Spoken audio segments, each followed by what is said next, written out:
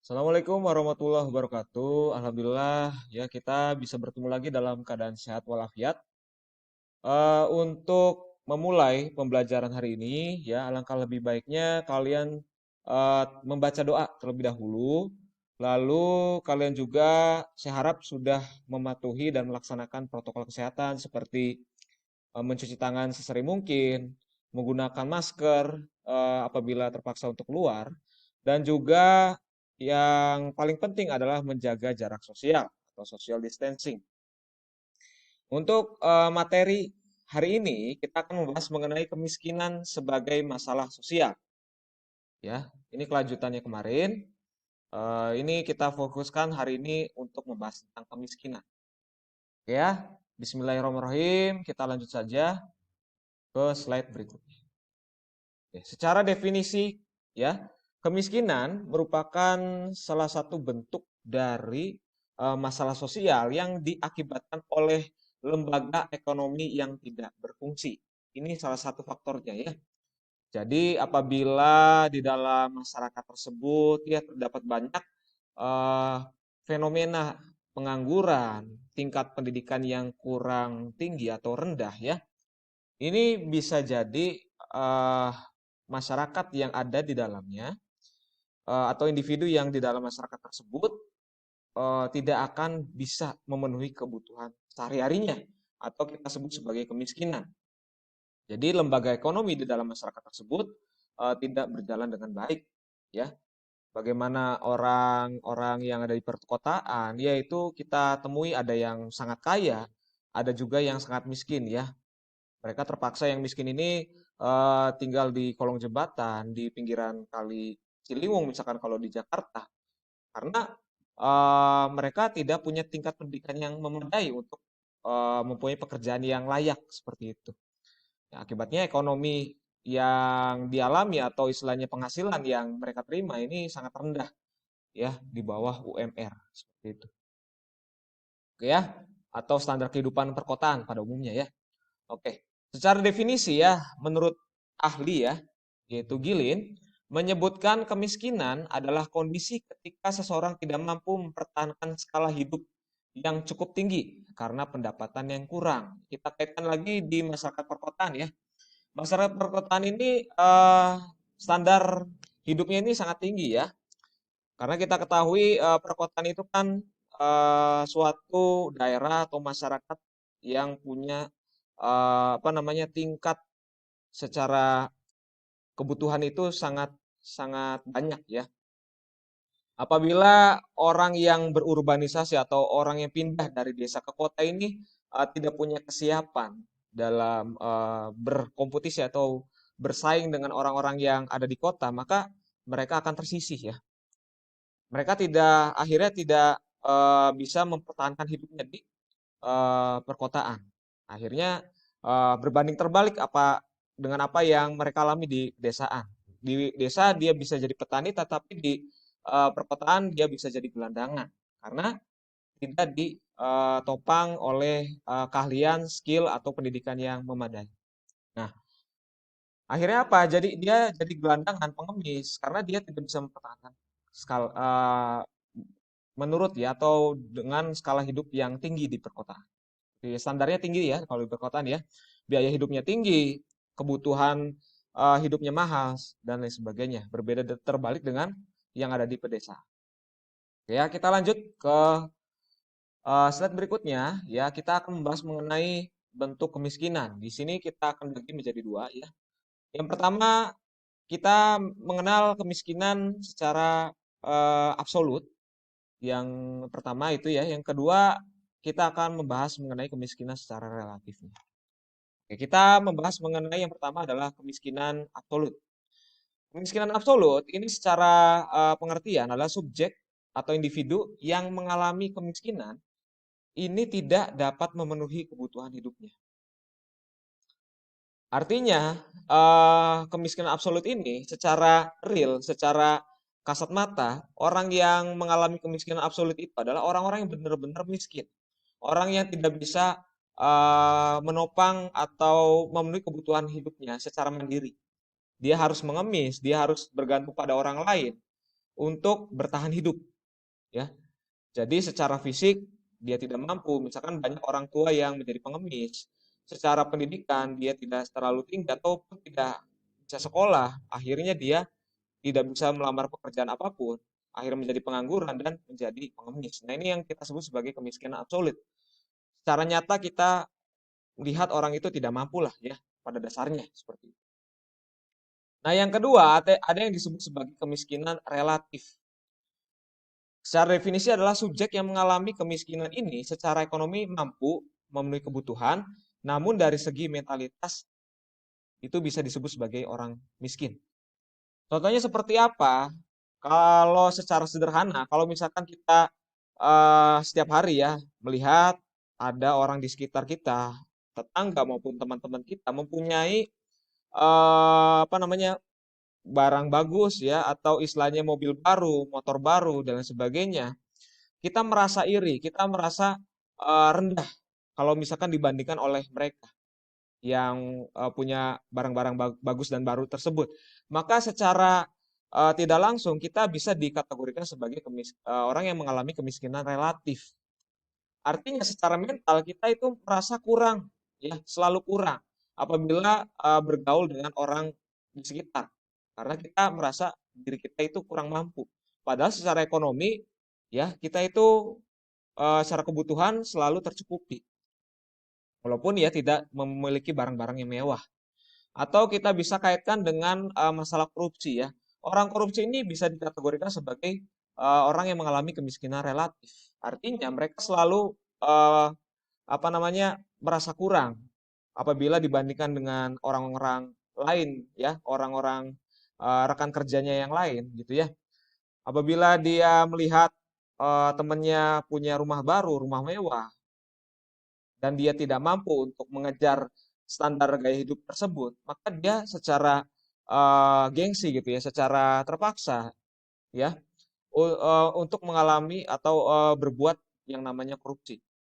Nah, korupsi ini adalah jembatan instan ya untuk mendapatkan status sosial yang tinggi di hadapan masyarakat lainnya. Agar terlihat mampu, terlihat kaya, dia harus punya rumah mewah.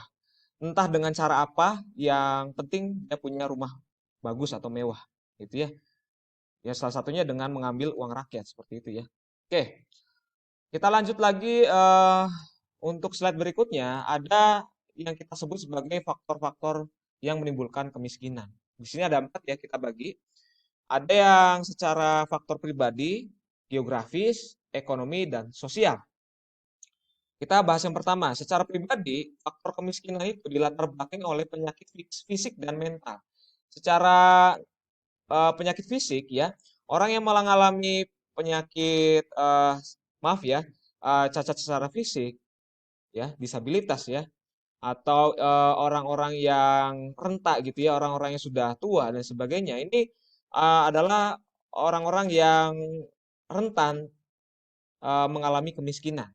Artinya dia tidak mampu nih untuk mandiri secara pemenuhan ekonomi atau bekerja gitu ya secara mandiri kalau misalkan dia tidak bergantung kepada orang lain. Kita bisa melihat ya orang-orang disabilitas kalau misalkan pemerintah luput ya untuk melayani mereka, mereka bisa saja ya terlantar di pinggir jalan ya meminta-minta belas kasih dari orang lain yang ada di jalanan seperti itu ya. Di lampu merah kita lihat ya orang disabilitas, orang-orang yang sudah tua, ataupun anak-anak kecil yang belum bisa bekerja secara mandiri, dia bisa meminta-minta kepada orang lain. Oke, yang kedua ada yang namanya faktor buta huruf ya. Buta huruf ini bisa kita kaitkan dengan masalah pendidikan. Di Indonesia ya bisa kita ketahui ya yang namanya biaya pendidikan itu sangat mahal ya. Bagi kalian yang bisa bersekolah, kalian harus bersyukur ya, jangan sia-siakan kesempatan ini. Jangan banyak bolos, jangan banyak istilahnya menuruti egoisme kalian gitu ya. Kalian nanti akan malas. Nah, orang-orang yang buta huruf ini adalah orang-orang yang tidak memiliki kesempatan dalam eh, bersekolah ya. Akhirnya dia tidak punya ijazah, tidak punya sertifikat pendidikan, maka dari itu dia tidak bisa bekerja seperti layaknya orang-orang yang lain gitu ya, yang lebih mampu. bekerja yang layak seperti itu. Atau yang terakhir adalah demoralisasi. Demoralisasi ini eh, artinya kita itu punya gaya hidup yang hedon ya. Kita mengejar kebutuhan yang bukan kebutuhan primer dan sekunder, lebih ke hidup mewah. Kita melihat teman kita punya mobil baru, sedangkan kita tidak mampu gitu ya. Akhirnya kita ambil kredit dan kreditnya ini tidak sesuai dengan penghasilan kita. Nah, ini yang mengakibatkan kemiskinan ya secara pribadi ya, dari segi pribadi. Yang kedua, ada faktor-faktor kemiskinan dilihat dari segi geografis. Dari segi geografis, kita akan membahas mengenai iklim dari suatu iklim yang ada di daerah masyarakat tersebut.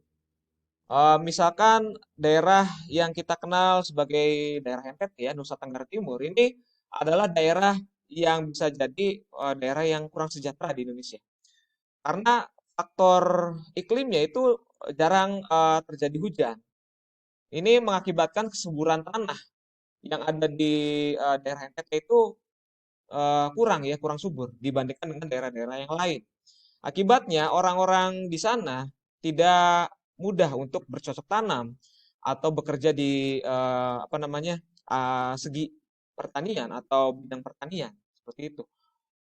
Nah, apa yang kita ketahui dari NTT itu orang-orangnya kan bercorak pedesaan. Pedesaan identik dengan pertanian dan dia secara pokok atau secara utamanya bekerja sebagai pertanian, tapi tidak didukung oleh keadaan geografis atau kekayaan lingkungan alamnya seperti itu.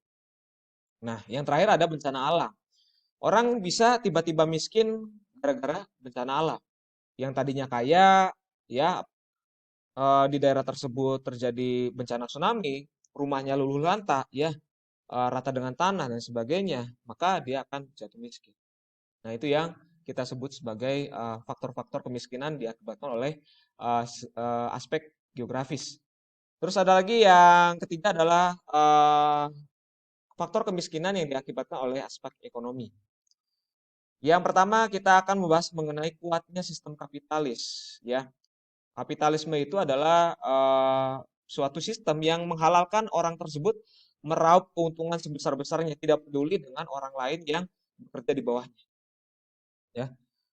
Oke, kalau misalkan kita lihat ya bagaimana kehidupan buruh yang ada di perkotaan ini apabila ada demonstrasi ya itu menandakan bahwa kehidupan pekerjaan di perkotaan ini ada masalah karena buruh tersebut ya secara tidak langsung mengalami yang namanya eh, eksploitasi ya, bekerja siang dan malam tetapi tidak diberi upah yang cukup.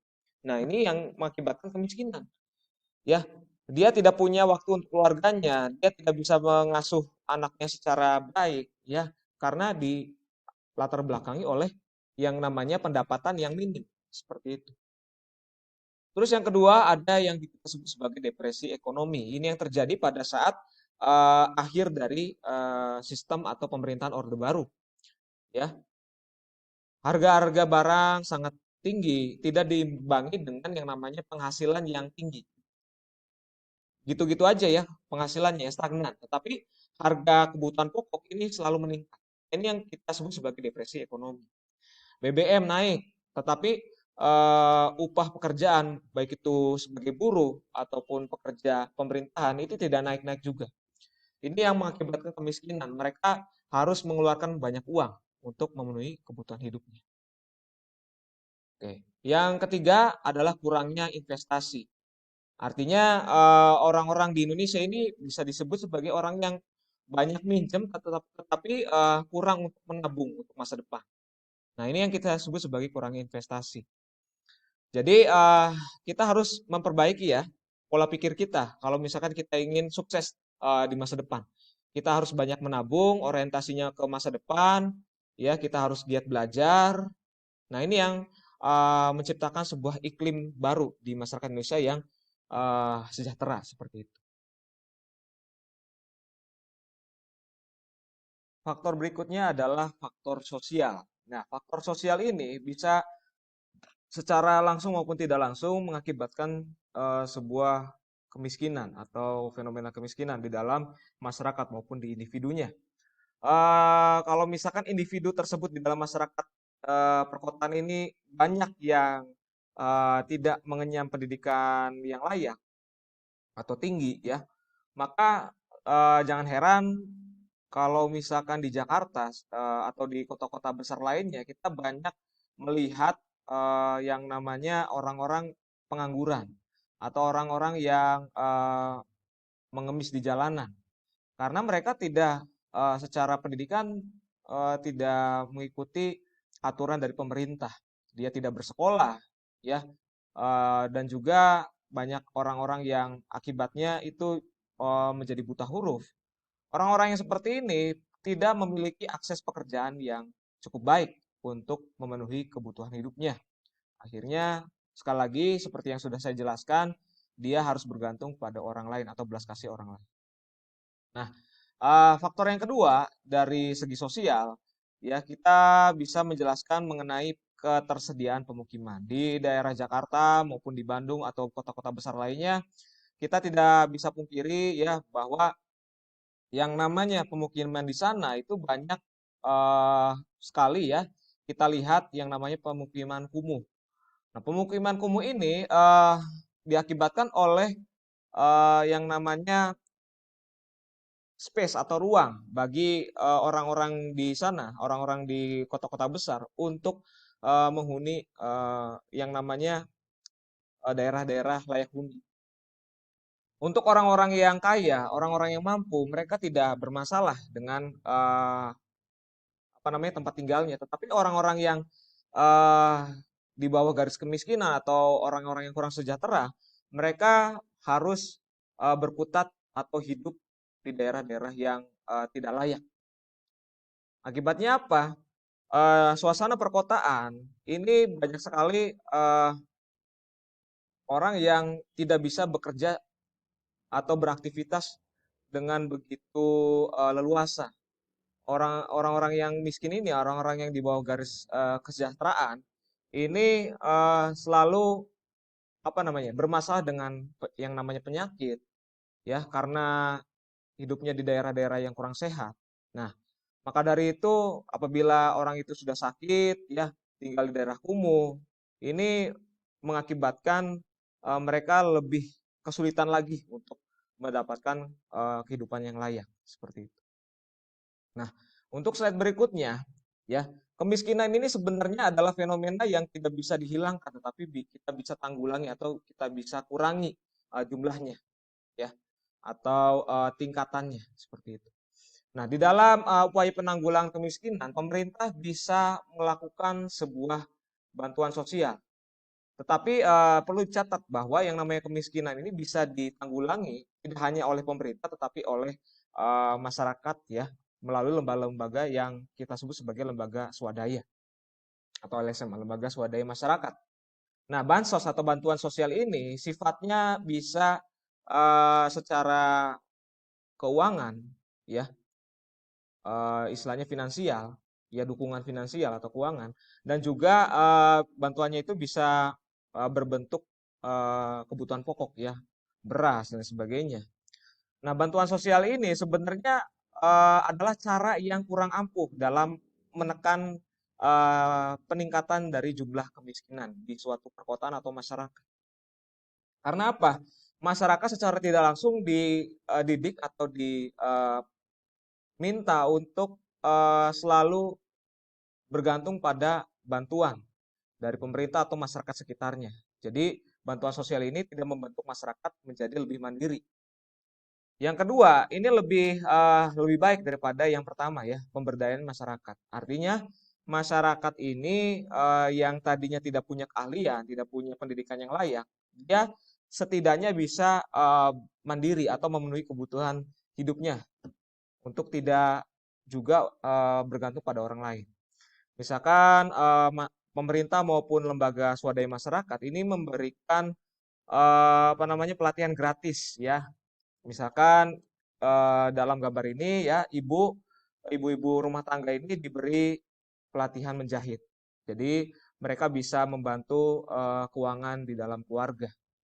Jadi dia tidak melulu meminta atau istilahnya menunggu yang namanya eh, pemberian dari suami atau orang-orang terdekatnya seperti itu.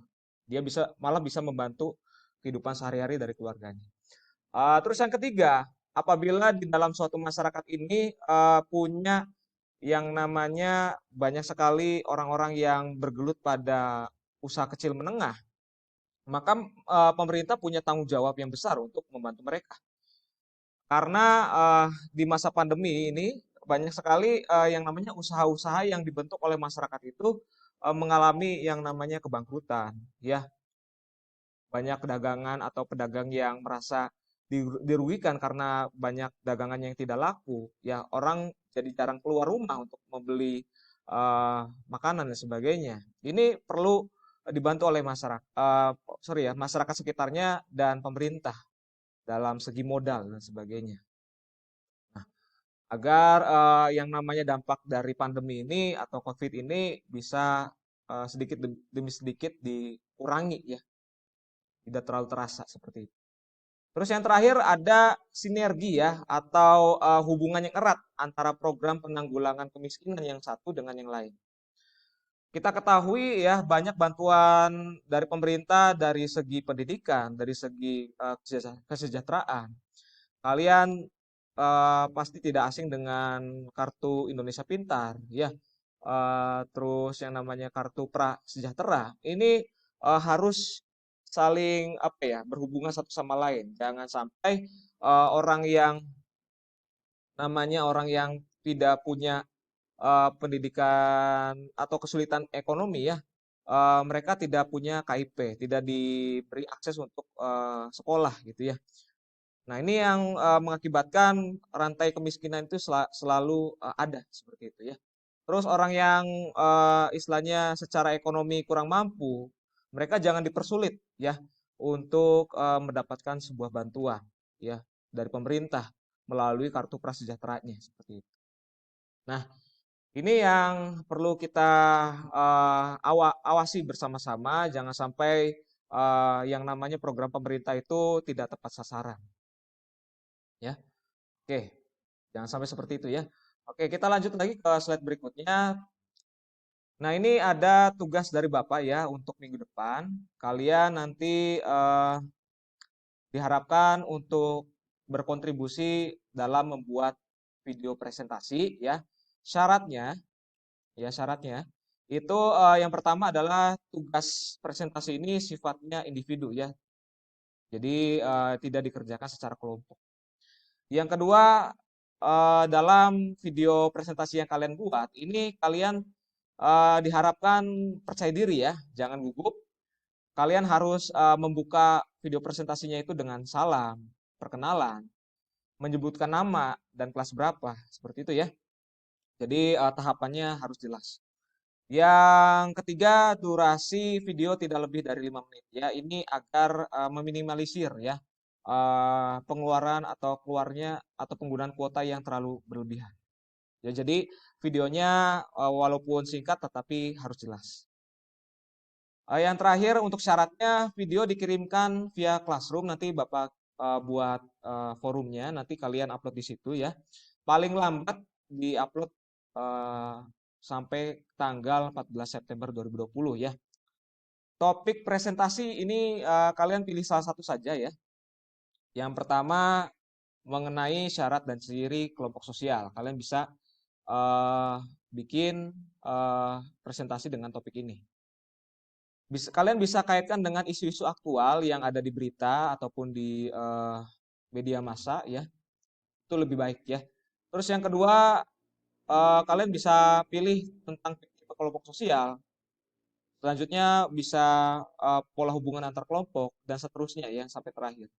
Pilih salah satunya saja yang kiranya kalian bisa menguasai presentasi tersebut ya melalui topik-topik yang ada di sini. Salah satu saja. Untuk referensi atau rujukan, ya kalau misalkan kalian masih bingung, contohnya seperti apa, presentasi yang bagus itu ya, kalian bisa membaca atau mengklik link yang ada di deskripsi, di situ ada ya.